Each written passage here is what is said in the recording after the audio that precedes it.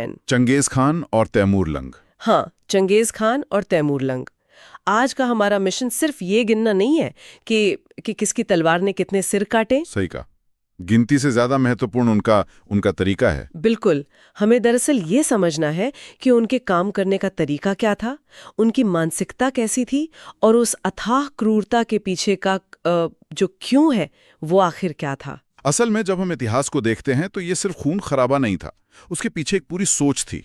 हाँ, और सुनने वालों के लिए ये जानना बहुत ही चौंकाने वाला होगा कि हम जिन दो किरदारों की बात कर रहे हैं उनमें से एक ने दुनिया की लगभग 2.5% आबादी को 2.5% जी खत्म कर दिया था और दूसरे ने दुनिया की 5% आबादी को हमेशा के लिए मौत की नींद सुला दिया। ये सच में रोंगटे खड़े कर देने वाले आंकड़े हैं। चलिए इसको थोड़ा विस्तार से समझते हैं, क्योंकि ये 12वीं से 14वीं सदी का वो दौर था जब दुनिया आज की तरह आधुनिक नहीं थी। यहाँ सबसे हैरान करने वाली बात यह है कि उस जमाने में समय को देखने का नजरिया बिल्कुल अलग था। मतलब? घड़ियां नहीं होती थीं। जी। आज की तरह कलाइयों पर या दीवारों पर घड़ियां नहीं थीं। समय को मापने के लिए लोगों को सूरज और चांद पर निर्भर रहना पड़ता था। हालांकि चंगेज खान और तैमूर लंग के लिए ये अलग था, है ना? बिल्कुल। उनके लिए समय का मतलब कुछ और ही था। उनके लिए समय उनकी सेना की रफ्तार से तय होता था। सेना की रफ्तार से? हाँ, उनकी सेनाएं बिना कोई घड़ी देखे ये सटीक अंदाजा लगा लेती थीं कि दुश्मन के शहर तक कितनी जल्दी पहुंचना है, घेराबंदी कैसे करनी है। और यही रफ्तार उनका सबसे बड़ा खौफ था। सही कहा। इसी रफ्तार और खौफ ने इन दोनों को इतिहास के सबसे बड़े मिलिट्री कमांडर्स की श्रेणी में खड़ा कर दिया। ये इतिहास का एक बहुत ही अंधकार से भरा युग है, लेकिन इंसानी फितरत और सत्ता की भूख को समझने के लिए इन स्रोतों का गहराई से अध्ययन करना बहुत जरूरी है। तो फिर इस कहानी के पहले किरदार से, मेरा मतलब है चंगेज खान से शुरुआत करते? बिल्कुल। 1162। हाँ, स्रोतों के अनुसार साल 1162 में मंगोलिया के बेहद मुश्किल और बर्फीले हालातों में एक बच्चे का जन्म होता है। उसका बचपन बहुत ही दर्दनाक था। किसी बुरे सपने से कम नहीं था। बताया जाता है कि उसके पिता को दुश्मनों ने जहर देकर मार दिया था। और उसकी पत्नी को? हाँ, उसकी पत्नी को एक दूसरी जनजाति ने बंदी बना लिया था। हाँ। और जिन दोस्तों पर उसे सबसे ज्यादा भरोसा था उन्होंने भी उसे धोखा दे दिया। ये सारी घटनाएं तो किसी भी आम इंसान को पूरी तरह तोड़ सकती थीं। पर चंगेज खान के मामले में ऐसा नहीं हुआ। नहीं, ऐसा लगता है कि इन मुसीबतों ने उसे अंदर से पूरी तरह पत्थर बना दिया। साल 1206 तक आते आते उसने सभी मंगोल जनजातियों को एक कर लिया। जी। लेकिन उसकी क्रूरता की असली हदें समझने के लिए स्रोतों में साल 1218 की एक घटना का जिक्र है, उट्रार शहर की घटना, जहां चंगेज खान के दूतों की हत्या कर दी गई थी। हाँ, मेरा सवाल ये है कि केवल कुछ दूतों की हत्या पर इतना भयंकर और खौफनाक रिएक्शन क्यों सामने आया? देखिए, मंगोलों के कूटनीतिक नियमों में दूतों की हैसियत बहुत पवित्र मानी जाती थी। मतलब उन्हें मारना एक बहुत बड़ा अपराध था। सबसे बड़ा अपराध। दूतों की हत्या का सीधा मतलब था मंगोल साम्राज्य के अस्तित्व को चुनौती देना, युद्ध का निमंत्रण देना। तो उसने इसे व्यक्तिगत रूप से लिया। बिल्कुल। चंगेज खान ने इसे केवल राजनीतिक नहीं बल्कि अपना व्यक्तिगत अपमान माना। इस एक घटना ने उसकी क्रूरता का वो भयानक रूप दुनिया के सामने रखा जिसकी कल्पना भी उस समय किसी ने नहीं की होगी। उसने खवारिज्म साम्राज्य में कत्लेआम मचा दिया। पूरे 2 सालों तक ऐसा कत्लेआम के पूरी दुनिया कांप उठी। साल 1219 में उसने उट्रार शहर को पूरी तरह तबाह कर दिया। सिर्फ सैनिकों को नहीं मारा गया। नहीं, वहां बच्चों, बूढ़ों, नौजवानों और यहाँ तक कि शहर के बेजुबान जानवरों तक को मौत के घाट उतार दिया गया। जी। और जिस गवर्नर इनलचुक ने दूतों की हत्या करवाई थी उसे जिंदा पकड़ा गया। और उसके बाद जो हुआ वो कोई सामान्य सजा नहीं थी। स्रोतों में लिखा है कि चंगेज खान ने इनलचुक की आंखों और कानों में पिघली हुई चांदी भरवा दी। ये रूह कपा देने वाली क्रूरता है। मतलब ये केवल एक हत्या नहीं थी, बल्कि आने वाली पीढ़ियों और बाकी दुनिया के लिए एक बहुत बड़ा मनोवैज्ञानिक संदेश था। बिल्कुल, एक मनोवैज्ञानिक संदेश था। और ये सिलसिला वहीं नहीं रुका। इसके बाद उसकी सेना ख्वारिज़्म की तरफ मुड़ी, जहां एक अनुमान के मुताबिक 5 लाख लोगों को मार दिया गया। हाँ, और तुर्कमेनिस्तान में भी लगभग 2 लाख लोग मारे गए। देखते ही देखते उसका साम्राज्य कैस्पियन सागर तक फैल गया। ये एक ऐसा खौफ था जो हवा से भी तेज फैलता था। शहरों के शहर मंगोल सेना के आने की खबर सुनकर ही खाली हो जाते थे। यहाँ कहानी सच में बहुत दिलचस्प हो जाती है, क्योंकि स्रोतों में साल 1221 में निशापुर में हुई घटना का जो वर्णन है वो क्रूरता की सारी परिभाषाएं ही बदल देता है। निशापुर की घेराबंदी? हाँ, घेराबंदी के दौरान चंगेज खान के एक खास दामाद को किसी ने तीर मारकर मौत के घाट उतार दिया। जी। जब चंगेज खान की बेटी को अपने पति की मौत की खबर मिली तो वो शोक और गुस्से से पागल हो गई और उसने मांग की कि निशापुर के हर एक इंसान को मार डाला जाए। क्या एक इंसान की मौत के बदले पूरे शहर को खत्म करना मुमकिन था? देखिए, इतिहासकार जैक वेदरफोर्ड के विश्लेषण से ये बात पूरी तरह स्पष्ट होती है कि ये कोई अतिशयोक्ति नहीं है, ये सच था। सच था जी। चंगेज खान ने अपनी सेना को बहुत ही स्पष्ट और निर्मम आदेश दिया कि निशापुर में एक भी जीवित प्राणी नहीं बचना चाहिए। इंसान तो दूर की बात है, कुत्तों और बिल्लियों तक को चुन चुन के मार दिया गया ताकि कोई भी जीवित गवाह उस शहर में ना बचे। और अपनी बेटी का गुस्सा शांत करने के लिए जो किया गया वो इतिहास में शायद ही कहीं और मिलता है। ये सुनिश्चित करने के लिए कि कोई भी व्यक्ति घायल होकर जिंदा ना बच जाए, शहर के हर निवासी का सर धड़ से अलग कर दिया गया और उन खोपड़ियों को इकट्ठा किया गया। खोपड़ियों के पिरामिड बनाए गए। और खोपड़ियों के पिरामिड्स, ये कल्पना करना भी मुश्किल है कि उस समय का दृश्य क्या रहा होगा। स्रोत बताते हैं कि सिर्फ 10 दिनों के अंदर खोपड़ियों के वो खौफनाक पिरामिड बनकर तैयार हो गए थे। और उस समय निशापुर की आबादी करीब 17 लाख बताई जाती है। 17 लाख। आधुनिक इतिहासकार भले ही इस आंकड़े पर थोड़ी बहुत बहस करते हों, लेकिन कत्लेआम का जो स्तर था उसे कोई भी नकार नहीं कर सकता। इतने बड़े पैमाने पर हत्याएं करना तो एक पूरा लॉजिस्टिक ऑपरेशन रहा होगा। अगर हम इसको बड़े पैमाने पर देखें तो इस अथाह क्रूरता के पीछे एक बहुत ही व्यवस्थित ढांचा और एक सोची समझी सैन्य रणनीति काम कर रही थी। मतलब ये सिर्फ गुस्से का नतीजा नहीं था। नहीं, ये सिर्फ खून की प्यास का नतीजा नहीं था। रूस के इतिहासकार वसीली यान और सैन्य इतिहासकार पॉल लोकोको का जो विश्लेषण स्रोतों में दिया गया है वो बहुत महत्वपूर्ण है। उन्होंने क्या कहा? उनका मानना है कि चंगेज खान की क्रूरता का एक स्पष्ट उद्देश्य था, संपूर्ण नियंत्रण, सरेंडर या मौत। बिल्कुल। उसका एक सीधा और क्रूर उसूल था। जो शहर मंगोल सेना के आने से पहले ही शांति से सरेंडर कर देते थे, जो झुक जाते थे, उन्हें खरोच तक नहीं आती थी। वो शहर बचा लिए जाते थे। हाँ, लेकिन जो विरोध करते थे उन्हें धरती से मिटा दिया जाता था। तो इसका मतलब है कि ये जो खौफ था ये दरअसल उसकी सेना के लिए एक बहुत बड़ा हथियार बन गया था। जी। इस आतंक का सीधा फायदा ये हुआ कि अनगिनत शहरों ने तो मंगोल सेना की धूल देखते ही हथियार डाल दिए, जिससे चंगेज खान के अपने सैनिकों की जान बच गई। सही निष्कर्ष है। युद्ध के मैदान में वो निर्दयी था, लेकिन अपने साम्राज्य के अंदर उसने एक पूरी व्यवस्था कायम की। उसने बुनियादी ढांचे का पुनर्निर्माण करवाया। इतिहास में मंगोलों के याम सिस्टम का जिक्र आता है। याम सिस्टम? हाँ, जो दुनिया के पहले प्रभावी पोस्टल और कम्युनिकेशन नेटवर्क में से एक था। और सिल्क रूट भी तो? बिल्कुल। सिल्क रूट जैसे महत्वपूर्ण व्यापारिक मार्ग को पूरी तरह सुरक्षित कर दिया गया, जिससे पूरब और पश्चिम के बीच व्यापार फला फूला। व्यापारियों की सुरक्षा के लिए कड़े कानून बनाए गए। और सबसे बड़ी बात, मंगोल साम्राज्य में पूरी तरह से धार्मिक स्वतंत्रता दी गई। जिन जगहों को जीता गया वहां के काबिल इंजीनियरों, शिल्पकारों और बुद्धिजीवियों को मारा नहीं गया, बल्कि उन्हें साम्राज्य के विकास में लगा दिया गया। यानी तबाही के उस समंदर से एक बहुत ही सुव्यवस्थित प्रशासन का जन्म हुआ। उसकी हिंसा एक रणनीतिक साधन थी, न कि अंतिम लक्ष्य। ये तो बात हुई एक ऐसा निजाम बनाने की जो लंबे समय तक चले। बिल्कुल। लेकिन अब इस डीप डाइव के दूसरे किरदार की तरफ मुड़ते हैं। तैमूरलंग। हाँ, जो उसी भौगोलिक इलाके से आता है और खुद को चंगेज खान का सबसे बड़ा फैन बॉय मानता था। साल 1336 में समरकंद के पास जन्म हुआ था इसका। इसका नाम तैमूर था, लेकिन उसे लंग यानी लंगड़ा क्यों कहा जाता था? क्योंकि युवावस्था में घोड़े से गिरने की वजह से उसका दाहिना पैर बुरी तरह जख्मी हो गया था। अच्छा, तैमूर चंगेज खान को अपना हीरो मानता था, अपना आदर्श मानता था। लेकिन हमारे स्रोत एक बहुत ही अजीब विरोधाभास की ओर इशारा करते हैं। कैसा विरोधाभास? तैमूर ने अपने आदर्श से सेना का नेतृत्व करना तो सीख लिया, लेकिन प्रशासन के मामले में वो बिल्कुल शून्य था। ऐसा क्यों? क्योंकि तैमूर की प्राथमिकताएं चंगेज खान से बिल्कुल अलग थीं। तैमूर ने चंगेज खान की रणनीतियों से सिर्फ काटना, मारना और खौफ पैदा करना सीखा। प्रशासन और कानून व्यवस्था को नजरअंदाज कर दिया। पूरी तरह नजरअंदाज कर दिया। अलग अलग संस्कृतियों को एक साम्राज्य में पिरोने की जो कला चंगेज खान के पास थी, वो तैमूर के पास नहीं थी। उसका एकमात्र सपना था कि वो पूरे यूरोप और एशिया को अपनी तलवार के दम पर झुका दे। खुरासान, अफगानिस्तान, फारस और बगदाद तक उसने जो तबाही मचाई वो बेहिसाब थी।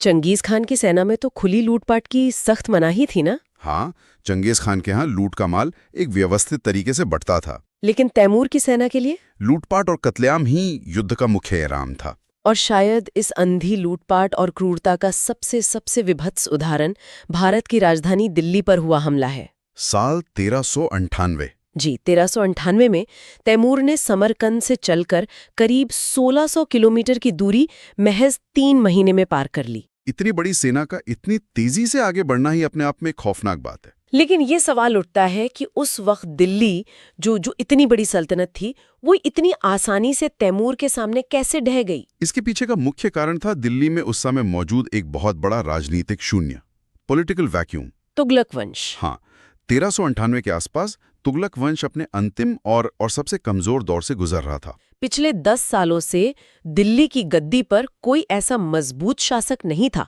जो इतने बड़े बाहरी आक्रमण को रोक सके। अगर हम इतिहास में पीछे जाएं, तो जब अलाउद्दीन खिलजी का दौर था, तब तो मंगोलों को 5 बार खदेड़ा गया था। बिल्कुल।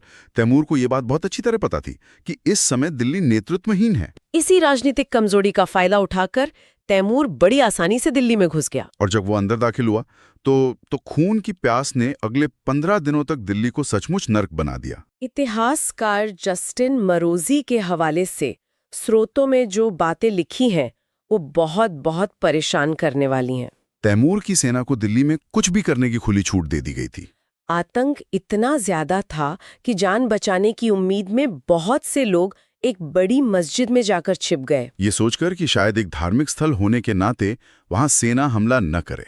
लेकिन तैमूर के लिए उस समय धर्म से बड़ा उसका खौफ था। उसकी सेना ने मस्जिद में घुसकर वहां छिपे हुए एक इंसान को मार डाला और क्रूरता का प्रदर्शन करने के लिए उनके कटे हुए सिरों की एक पूरी मीनार खड़ी कर दी गई। वो दृश्य सोचकर ही सिहरन पैदा होती है। स्रोत बताते हैं कि जब दिल्ली के कुछ स्थानीय लोगों ने इस लूटपाट का विरोध करने की कोशिश की, तो तैमूर इतना भड़क गया कि उसने दिल्ली के सभी हिंदुओं को ढूंढ कर कत्ल करने का आदेश दे दिया। अगले 4 दिनों तक पूरी दिल्ली की सड़कें सिर्फ खून से लाल रहीं। इंसानों को मारने के अलावा उसने 15 दिनों के अंदर खड़ी फसलों को तबाह कर दिया, सारा खजाना लूट लिया और एक इतनी जीवंत शहर को ऐसे खंडहर में बदल दिया कि जस्टिन मरोजी लिखते हैं दिल्ली अगले 100 सालों तक इस झटके से नहीं उभर पाई। कोई अपवाद नहीं थी। फारस का एक बहुत ही महान और खूबसूरत शहर था इस्फहान। हाँ, भी यही हुआ। जब लोगों ने तैमूर के टैक्स कलेक्टर्स का विरोध किया तो तैमूर ने पूरे शहर का सफाया करवा दिया, चुन कर इंसानों को मारा गया। और उस शहर को भी अपनी रौनक वापस पाने में पूरी एक सदी लग गई। लेकिन तैमूर की जो सबसे अजीब, विकृत और क्रूर मानसिकता सामने आती है, उस साल 1399 में अंकारा के युद्ध के बाद दिखाई देती है, जब उसका सामना ऑटोमन साम्राज्य के बादशाह बायजीद से हुआ। रुकिए, ये वही घटना है ना जहां एक सोने के पिंजरे का जिक्र आता है? जी। ये बात थोड़ी सी अविश्वसनीय लगती है। क्या सच में एक बादशाह के लिए सोने का पिंजरा बनवाया गया था? ये घटना बिल्कुल सच है, और ये तैमूर के अहंकार और उसकी परपीड़ावादी मानसिकता का, मतलब दूसरों को दर्द देकर खुश होने की आदत। बिल्कुल, दूसरों को बेइज्जत करके खुश होने की आदत का सबसे बड़ा ऐतिहासिक प्रमाण है बायजीद कोई मामूली शासक नहीं था। वो ऑटोमन साम्राज्य का एक बहुत शक्तिशाली बादशाह था, जिसे थंडरबोल्ट कहा जाता था। युद्ध जीतने के बाद तैमूर ने बायजीद को सिर्फ कैद नहीं किया, बल्कि उसके लिए एक विशेष सोने का पिंजरा बनवाया। वो बायजीद को एक जानवर की तरह उस पिंजरे में कैद करके हर जगह अपने साथ ले जाता था। ये किसी सैन्य रणनीति का हिस्सा तो नहीं था, ये शुद्ध रूप से मनोवैज्ञानिक प्रताड़ना थी। स्रोतों में ये भी बताया गया है कि जब तैमूर को अपने घोड़े पर बैठना होता था तो वो उस पिंजरे का इस्तेमाल सीढ़ी की तरह करता था, सीढ़ी की तरह, ताकि बायजीद को हर पल अपनी हार और बेइज्जती का एहसास हो। बायजीद इस हद तक की गई बेइज्जती को बर्दाश्त नहीं कर पाया और अंततः उसी पिंजरे में घुट कर उसकी मौत हो गई। ये पूरी घटना दिखाती है कि तैमूर के लिए युद्ध सिर्फ जमीन या दौलत जीतने का जरिया नहीं था। सामने वाले को मानसिक रूप से तोड़ना, उसकी अस्मिता को कुचलना और उसे नीचा दिखाना उसका सबसे पसंदीदा शौक था। उसका खौफ सिर्फ आम जनता में नहीं, बल्कि दुनिया के बड़े बड़े राजाओं और सुल्तानों के दिलों में इस कदर बैठ गया था कि यूरोप से लेकर एशिया तक उसके नाम से ही सत्ताएं कांपने लगती थीं। सही कहा आपने। तो इन सब का आखिर मतलब क्या है? जब हम इन दोनों आक्रांताओं के पूरे इतिहास और स्रोतों में दिए गए सभी तथ्यों को एक साथ रखकर देखते हैं, तो एक महातुलना उभरकर सामने आती है। चंगेज खान और तैमूर लंग दोनों ने ही मध्यकालीन इतिहास में मौत का वो तांडव रचा जिसकी कोई दूसरी मिसाल नहीं मिलती। लेकिन जब ये सवाल पूछा जाता है कि आखिर कौन था ज्यादा खूंखार, तो इसका जवाब सिर्फ मारे गए लोगों की गिनती में नहीं मिलता। अगर हम आंकड़ों की बात करें तो चंगेज खान के अभियानों में मारे गए लोगों का आंकड़ा 10 से 40 मिलियन, यानी 1 से 4 करोड़ के बीच बताया जाता है। दूसरी तरफ तैमूर लंग के अभियानों में लगभग 17 मिलियन, यानी 1.7 करोड़ लोगों का सफाया हुआ। पहली नजर में चंगेज खान का आंकड़ा बहुत बड़ा लगता है, लेकिन ध्यान देने वाली बात यह है कि तैमूर का साम्राज्य चंगेज खान के साम्राज्य से काफी छोटा था।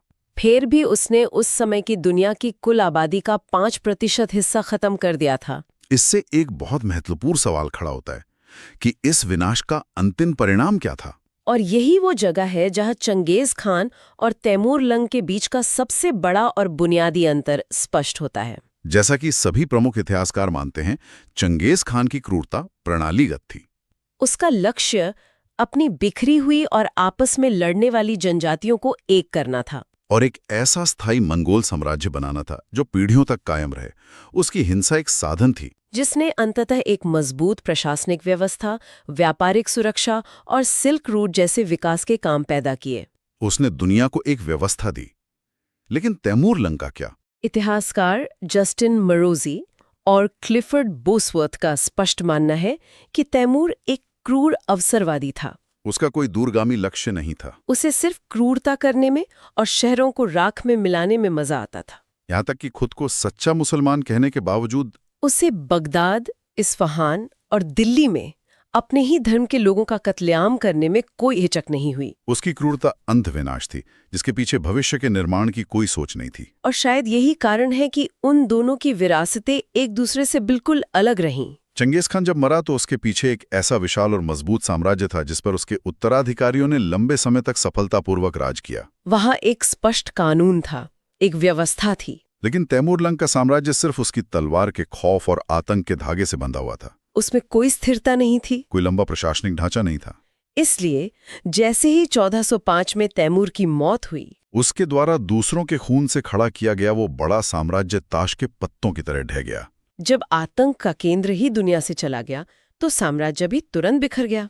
जब हम इतिहास को पीछे मुड़कर देखते हैं तो इन दोनों शासकों की कहानियां हमें वर्तमान परिप्रेक्ष्य में भी बहुत कुछ सोचने पर मजबूर करती हैं। महत्वाकांक्षा यानी एम्बिशन और अत्याचार यानी टायरनी के बीच एक बहुत ही बारीक सी रेखा होती है। एक शासक अपनी महत्वाकांक्षा के लिए तलवार उठाता है, लाखों को मारता है, लेकिन दुनिया का सबसे बड़ा साम्राज्य खड़ा कर देता है और नए व्यापारिक मार्ग खोलकर संस्कृतियों को जोड़ देता है। दूसरा शासक भी तलवार उठाता है, लेकिन वो अपने पीछे सिर्फ लाशें, कटे हुए सिरों की मीनारें और राख के ढेर छोड़कर जाता है।